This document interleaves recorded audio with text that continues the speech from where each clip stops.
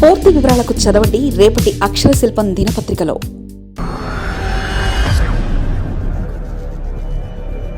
చంద్రబాబుకు స్వార్థం, ఆంధ్ర ముఖ్యమని.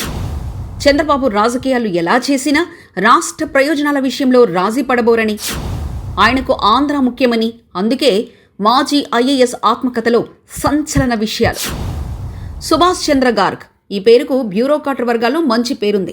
కేంద్ర ప్రభుత్వంలో ఉన్నత స్థానంలో పనిచేసిన ఆయన తాజాగా no minister, navigating power, politics and bureaucracy with a steely resolve అనే పుస్తకం రాశారు.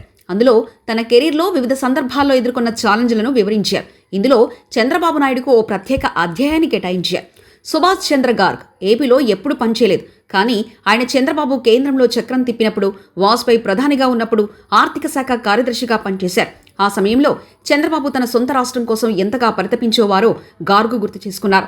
వివిధ ప్రాజెక్టుల కింద ఏపీకి నిధుల కోసం తన రక్తం పీల్చేవారని గార్గ్ సరదాగా వ్యాఖ్యానించారు. అనేక సమయాల్లో నిబంధనలకు విరుద్ధంగా అయినా సరే ఆంధ్రకు పెద్ద ఎత్తున ప్రాజెక్టులు నిధులు మళ్లించాల్సి వచ్చిందన్నారు. అప్పట్లో ప్రపంచ బ్యాంక్ అనుమతించిన ప్రాజెక్టుల్లో 40% ఏపీకే వెళ్లేలా చంద్రబాబు చేసుకున్నారు. అదే సమయంలో లో ఇన్కమ్ రాష్ట్రాలను ఉద్దేశించి ఇంటర్నేషనల్ డెవలప్మెంట్ ఏజెన్సీ చౌక రుణాలను కూడా ఆంధ్ర మాత్రమే దక్కాయన్నారు. చంద్రబాబు సొంత రాష్ట్రం కోసం అత్యంత స్వార్థపూరితంగా వ్యవహరించేవారంటూ ఆయన గుర్తు చేసుకున్నారు. తన అడ్మినిస్ట్రేషన్ సామర్థ్యం, రాజకీయ ప్రభావంతో చంద్రబాబు నాయుడు ఢిల్లీలో డిఏ సహా సిస్టమ్ను మాన్యువల్ చేసి భారత ప్రభుత్వ బడ్జెట్, బాహ్య సహాయాలతో అధిక భాగాన్ని ఆంధ్రకు మళ్లించారని గార్గ్ పేర్కొన్నారు. కొన్ని అంతర్జాతీయ సంస్థల రుణాలను 100% గ్రాంట్గా మార్చుకునేందుకు చంద్రబాబు ప్రయత్నించారని, కానీ తాను పట్టుబట్టి 70%కే ఆమోదం తెలిపినా చంద్రబాబు ప్రధానమంత్రి స్థాయిలో ఒత్తిడి చేసి గ్రాంట్గా మార్చుకున్నారని తెలిపారు. చంద్రబాబు కేంద్ర సంపదలను అన్ని రాష్ట్రాలకు సమానంగా పంచే అవకాశాన్ని పూర్తిగా అణిచివేసి కేవలం ఆంధ్రకు మాత్రమే అన్ని వనరులను తీసుకెళ్లాలనే యాన్మిక్ జిల్ ఇన్స్టింక్ట్స్ భయంకరమని గార్గ్ పుస్తకంలో చెప్పుకొచ్చారు.